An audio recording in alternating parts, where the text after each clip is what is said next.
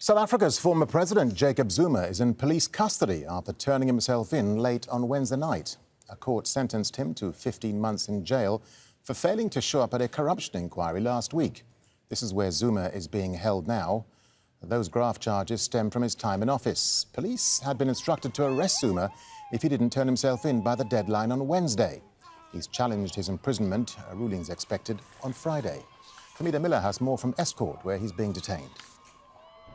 It was shortly before a midnight deadline that the former President Jacob Zuma's foundation announced that he had decided to comply with the incarceration order given by the Constitutional Court a week ago.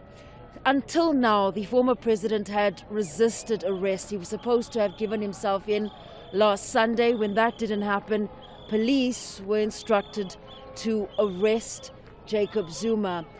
But there were concerns around safety and a potentially volatile situation around in Nkandla, KwaZulu-Natal, where the former president has a homestead and where he does enjoy significant support.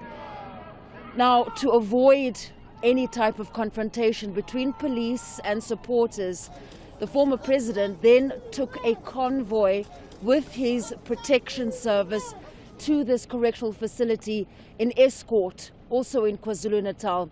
He's now handed himself in, he's being processed, and it's likely this is where he will spend at least the first few days of his sentence, because once that processing is completed, authorities determine the most suitable correctional facility or accommodation for the former president, given his age and his health. He'd previously said that he shouldn't be imprisoned because he's 79 years old, he's unwell, and South Africa is currently going through a third wave of the COVID-19 pandemic. You will know that as a former president, he has the Presidential Protection Unit. They brought him to us, but now we have to take over to ensure that he's incarcerated in a safe custody, and also we'll have to respond to his special needs if any have been identified. Jacob Zuma and his legal team have submitted an application to be heard by the Constitutional Court next week. And that's where he's hoping that either the judgment made that has found him guilty of contempt of court will be rescinded, or at least his sentence reduced from 15 months.